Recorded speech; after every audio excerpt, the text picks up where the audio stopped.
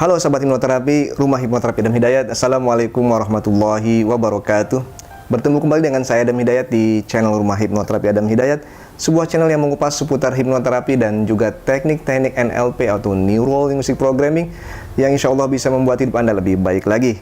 Nah, di video kali ini saya akan mengupas permasalahan yang pernah saya tangani dan sekarang ini sepertinya muncul kembali, di mana saya ingin membantu Anda khususnya kepada orang tua dan juga pihak sekolah yang mengalami permasalahan seperti ini dengan mendiskusikannya di channel ini. Yakni seputar permasalahan yang berhubungan dengan pelecehan anak di sekolah khususnya di pesantren. Bagi Anda yang mengalami permasalahan seperti ini, orang tua khususnya mungkin merasa bingung, kesal, marah. Ini mungkin akhir daripada perjalanan masa depan anak Anda tidak tahu harus berbuat apa. Atau juga mungkin bagi pihak sekolah, dalam hal memperlakukan anak seperti ini harus seperti apa, karena tidak jarang anak-anak dipulangkan seperti itu dan ya akhirnya ada rasa-rasa yang mungkin bagi anak tersebut mengalami hal-hal yang tidak menyenangkan dan menjadikan para korban atau mungkin pelakunya merasa bahwa mereka tidak layak untuk bisa diterima oleh lingkungan masyarakat, sehingga menjadikan mereka minder, tidak pede, merasa tidak tahu harus berbuat apa dengan diri mereka. Nah, di video kali ini saya akan berbagi kepada Anda bagaimana cara agar Anda bisa bersama-sama dengan pihak sekolah, dengan orang tua, dan juga mungkin dengan terapis, bagaimana kita bisa membawa anak-anak kita untuk bisa lebih baik lagi dalam menata masa depan atas apa yang pernah mereka alami. Jika Anda ingin tahu, simak video saya hingga akhir nanti.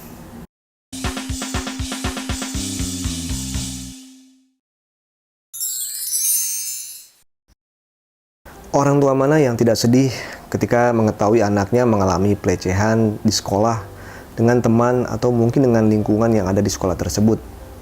Tentu Anda sebagai orang tua merasa marah, merasa sedih atas apa yang terjadi dengan anak Anda, sehingga kadangkala tidak tahu harus berbuat apa, tidak tahu bagaimana harus berbuat apa yang terjadi dengan anak Anda. Mengapa ini bisa terjadi? Terpikir dalam benak Anda, mungkin ini akhir daripada perjalanan masa depan anak Anda karena mengalami hal seperti ini.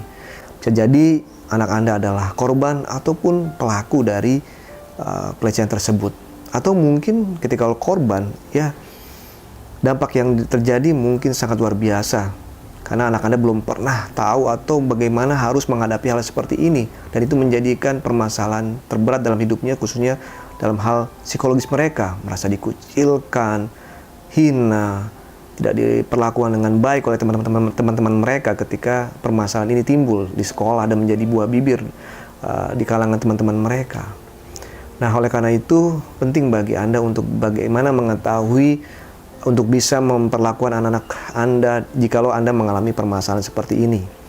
Sekali lagi, video ini saya buat bagi Anda yang ingin berbagi dengan saya, dan saya beberapa kali menangani permasalahan seperti ini dan bisa merasakan apa yang dirasakan oleh orang tua, sehingga banyak yang bertanya apakah hal ini bisa disembuhkan atau tidak.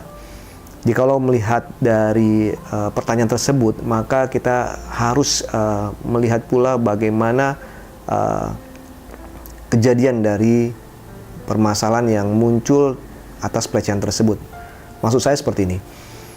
Hal yang harus Anda perhatikan adalah buang jauh-jauh rasa-rasa yang berkecamuk saat ini. Saya berharap Anda bisa berpikir lebih tenang lagi, lebih rileks lagi untuk bisa menghadapi permasalahan seperti ini. Kenapa? Karena Anda harus yakin bahwa permasalahan apapun bentuknya adalah bentuk ujian dari Allah Subhanahu wa Ta'ala, sehingga dibutuhkan ikhtiar-ikhtiar agar Anda bisa terlepas atau bisa memberikan yang terbaik atas permasalahan yang Anda hadapi tersebut. Oleh karena itu, yang perlu Anda lakukan adalah pertama, tenang. Buat diri Anda tenang, mulai berpikir jernih, mengetahui bagaimana kronologi atau proses permasalahan ini terjadi. Mengapa hal ini saya katakan sangat penting? Karena dalam beberapa kasus yang saya tangani, permasalahan seperti ini bisa dikategorikan menjadi dua hal.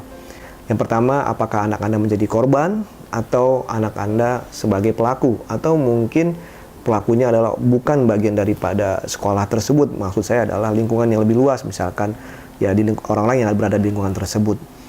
Nah, jikalau pelakunya adalah juga anak Anda atau mungkin orang-orang di luar sekolah yang saya katakan tadi, maksud saya adalah bahwa ya kita kategorikan hal ini sebagai pelaku daripada pelecehan tersebut, maka tentu hal ini membutuhkan terapi yang berbeda dengan korban.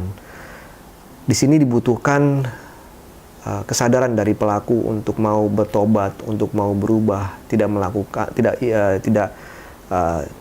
melakukan hal yang sama kembali di kemudian hari. Butuh kesadaran dari pelaku yang mungkin dia sudah dapat perlakuan ini sebelumnya dari siapa, kita tidak tahu. Sehingga kembali saya katakan, treatment dari terapi akan berbeda dengan korban. Ya, tentu bagi Anda yang mendapati anak Anda sebagai pelaku, Anda harus benar-benar bisa meyakinkan atau bisa berkomunikasi atau bisa mendapatkan bahwa ini sebuah hal yang sangat-sangat tidak baik dan menyadarkan anak Anda untuk segera bertobat, untuk segera bisa berubah, untuk tidak melakukan hal perbuatan yang sama di kemudian hari lagi. Butuh kesadaran yang tinggi dari pelaku untuk mau berubah. Nah, bagi yang kedua, yang sebagai korban, ini akan lebih mudah karena bisa jadi ia ditularkan atau menjadi target dari si pelaku tersebut. Sehingga tentu hal ini akan bisa dikembalikan atau mungkin dibawa pada hal-hal yang bisa kembali pada kondisi normal tersebut. Sehingga penting bagi Anda untuk tenang terlebih dahulu, karena saya mendapati banyak orang tua yang merasa sedihnya berkepanjangan, merasa depresi, bahkan tidak bisa makan, tidak tahu harus berbuat apa-apa. Perhatikan kembali apa yang saya sampaikan tadi, apakah anak Anda menjadi korban atau sebagai pelaku. Yang kedua yang bisa Anda lakukan adalah bahwa proses penyembuhan membutuhkan waktu dan harus Anda lakukan. Mengapa? Karena apapun bentuk kejadian yang menimpa oleh anak Anda, ini akan memberikan dampak psikologis di kemudian hari. Mungkin saat ini tidak ada lihat, di kemudian hari akan memberikan dampak. Oleh karena itu, saran saya lakukan terapi untuk bisa membantu anak Anda di dalam hal melepaskan permasalahan atau mungkin ada hal yang sebenarnya dia tidak inginkan dan dia tidak tahu harus berbuat apa, sehingga membutuhkan ahli dalam hal, orang yang ahli maksud saya dalam hal membantu mereka untuk lepas dari permasalahan tersebut. Yang selanjutnya adalah mungkin ingin berdamai dengan permasalahan tersebut yang mungkin mereka dapati dari perlakuan Anda juga di rumah. Ada hal-hal yang membuat anak Anda maksud saya alami yang tanpa Anda sadari.